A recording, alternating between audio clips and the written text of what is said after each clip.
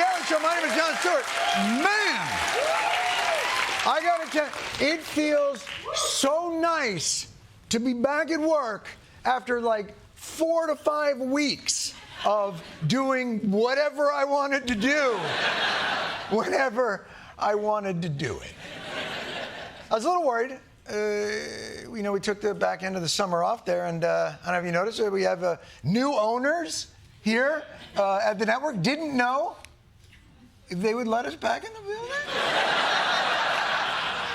But good news, we have not heard from them. But one of the windows was left unlocked, so here we are. We do have a tremendous program for you this evening. Spike Lee!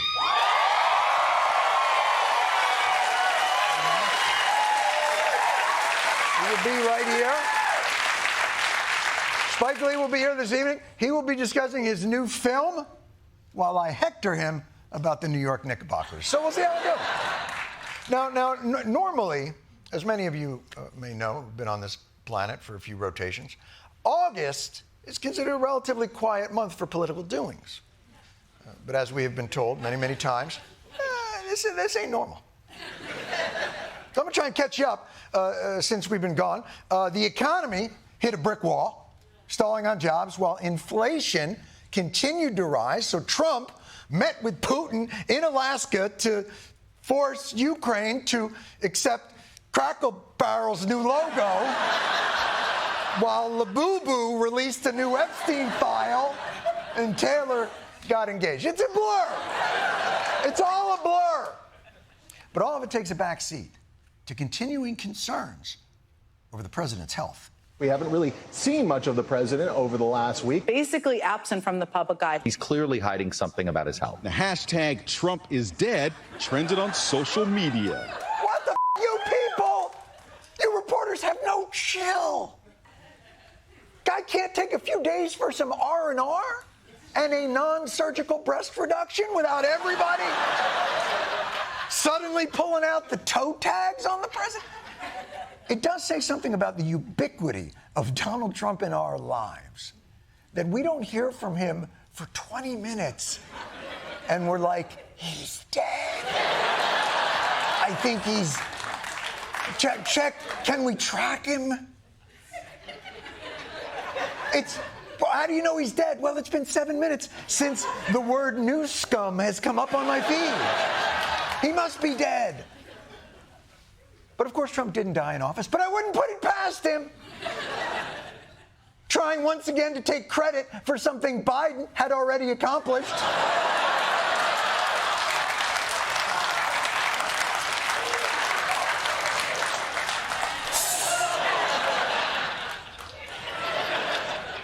But that being said, Trump is alive, although I definitively would not go so far as to say alive and kicking. Something is up with his health.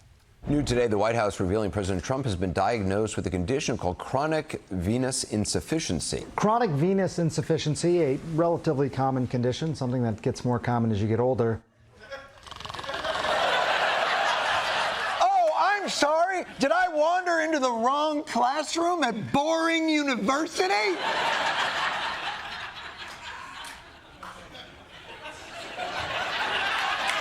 Can someone please explain his physical condition to me in a way I'd be interested in, the style of perhaps a world-weary Brit? His ankles, swollen and straining over his Oxfords, aren't just unsightly cankles. They're flashing neon signs of a body under pressure.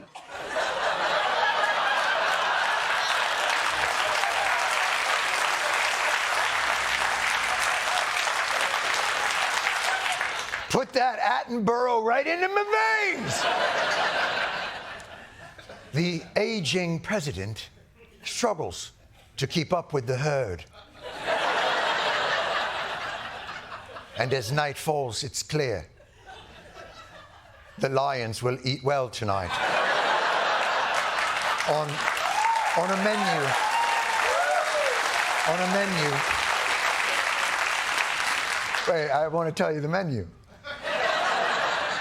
On a menu of cankles au poivre. It might not have been worth the walk, but I felt I owed it to you. By the way, it's not just the cankles he's got going. The whole meat bag seems to be having some kind of drainage issue. These images of the president have drawn attention in recent days, showing apparent bruising on his hands that was covered with makeup. Jesus, Grandpa! Put him away. Holy shit! And what's with the makeup? It's not like you can treat leprosy at Sephora. God!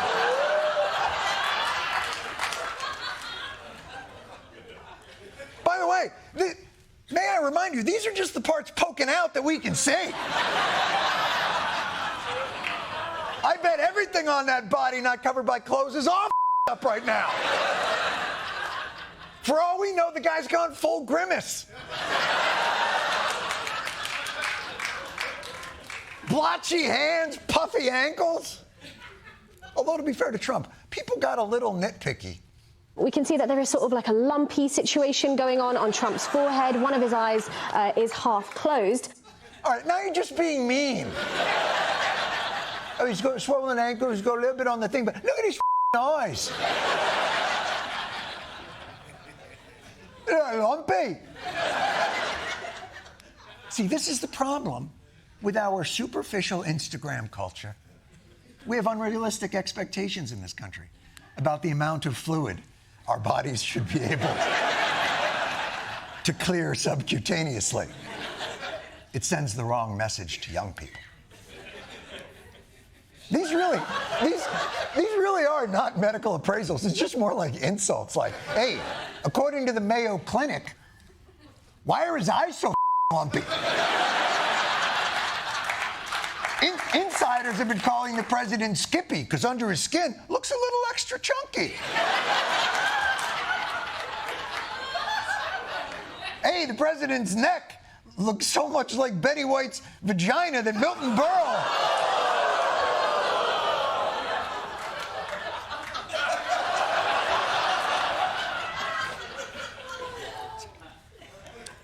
Too soon? Yeah, I was going to do the reason we did so the tag to that was going to be that Milton Berle tried to it, but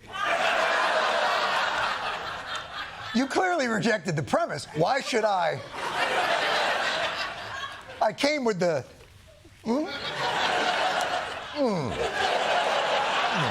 we're full. Now, normally, we might be able to dismiss these symptoms, but Trump himself seems very focused these days on securing a prime piece of afterlife real estate. I want to try and get to heaven.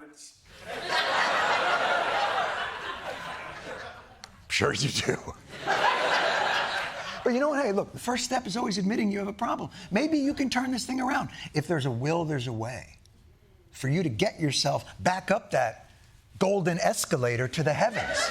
Just moments ago, Democrats on the panel posted this image with a caption that reads, quote, "Here it is. We got Trump's birthday note to Jeffrey Epstein that the president said doesn't exist." Going down. Oh, well. It's okay. It's okay. But it's not just the physical symptoms that make you think the president is transitioning from this mortal coil. It's that whenever any of his biggest supporters are with him, it sounds like they're saying goodbye. Mr. President, working for this government, for you, is the greatest honor of my life. When history looks back on you, how would you like to be remembered? I'll never forget standing in the East Room with you, surrounded by the coal miners around this country, where you said, "Hey, big, beautiful coal." Remember, Mr. President? And I said, no, these are humans. The coal is what they dig for. And then, anyway, we'll miss you. And have you ever been to one of those funerals where there's a video of the recently departed? Well, 6 days ago, the White House released one of them. Let me share some of the biggest lessons I've learned from a lifetime spent building dreams. First, if you think that you're too young to do something great, let me tell you that you are wrong. You're not too young. There's no such thing as too young.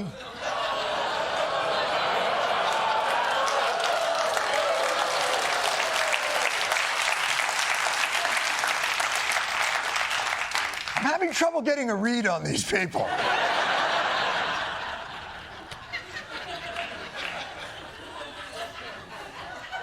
If you're watching this video, I'm already dead. But by the way, once you begin to notice this pattern, you begin to see really the whole vibe around this president is very Make-A-Wish kid. Everyone who shows up to his office tries to make one of his dreams come true. We thought it was only appropriate to present you with an honorary United States Marshal Service badge.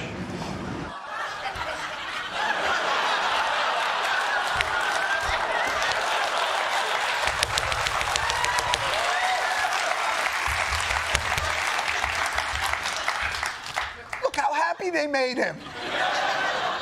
Gee whiz, mister, a real marshal? This is even better than when they let me drive a garbage truck. Now you might be saying to yourself, and the Make-A-Wish thing is a little much. A grown man would recognize when people are condescending to him, treating him like a child, tiptoeing around his fragile ego, with the idea that this person is so easily manipulated that even the cheapest of gestures could be persuasive. You would think that. It is the trophy that the winner of the FIFA World Cup wins. Only the FIFA president and then those who win can touch it because it's for winners only. And since you are a winner, of course, you can as well touch it. Also, I have in the bag Thor's hammer.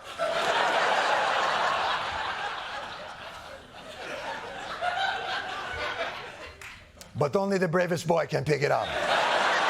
Only the bravest boy can. Oh my God, you did it! You picked it up! You're Thor!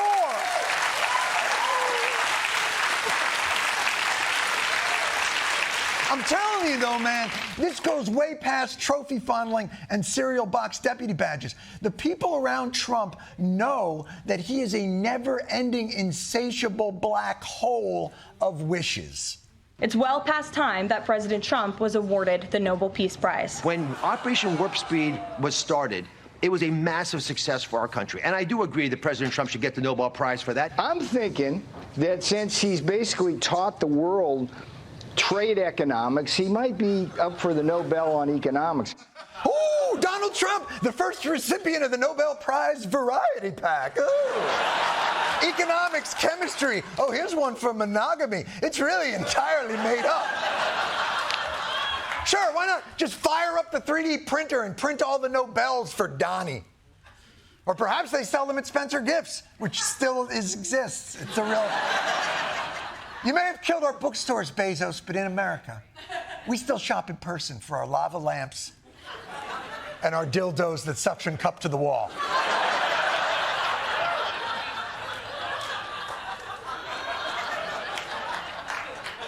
By the way, word to the wise, the seal is unreliable.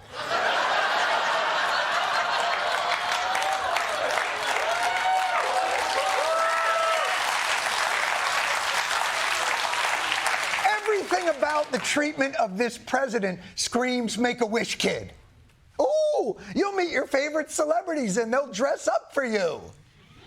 Oh, I know while you're president, you won't be able to sleep at your home. And it probably feels a little scary and a little uncomfortable, so... Makeover! Oh, and did you get an owie? No, it doesn't look weird at all. In fact, we're all wearing them. It looks so cool. But if you think there are some government institutions that are above this kind of insulting obsequiousness, you would be wrong. Today, the Supreme Court bent over backwards to grant Trump even his most unconstitutional wishes. Like, maybe you can arrest people for looking Mexican. Breaking at this hour, the Supreme Court again has backed President Trump's approach towards immigration. It is now ruled that they are allowing federal agents to proceed with raids in Southern California if they target people for deportation based on their race or language. Hey, the good news, the Supreme Court supports affirmative action based on race. The bad news is that action is ICE deporting you. What the What kind of a Make-A-Wish kid wants to nullify the Fourth Amendment? I'm beginning to think Trump isn't a benign, suffering child at all. I'm beginning to think everybody treats Trump like this, not because he's the Make-A-Wish kid, but because he's that Twilight Zone kid. That anytime somebody made him mad, he sent them out to the cornfield. You're a bad man. You're a very bad man. And you keep thinking bad thoughts about me. Think I'm wrong? Let's play a game. I'll play you 2 clips, and I'll bet you won't be able to tell the difference between scared townspeople trying not to be sent to the cornfield and Trump's sycophants. It's good what you've done today. You've been doing an amazing job. It was swell. It was just swell. Great job, sir. Okay, the production values give it away. But you gotta admit, it's weird. And it never ends. Good that you've done that. Oh, it's real good. People were applauding you. You're a good boy, Anthony. You're not just courageous, you're actually fearless. Everybody loves you, Anthony. They love you, son. The most consequential president of the modern era, if not all American history. Only American history? To the cornfields! But this is where we're at, America. This is where we're at.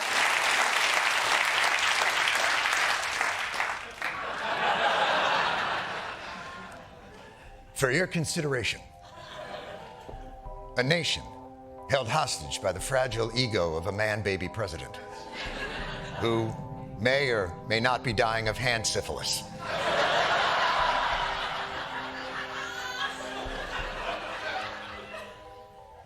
But is puffy. He's certainly, I don't know if he's dying. He's weirdly puffy. And who we're trapped with for at least 3 more years in the Twilight Zone.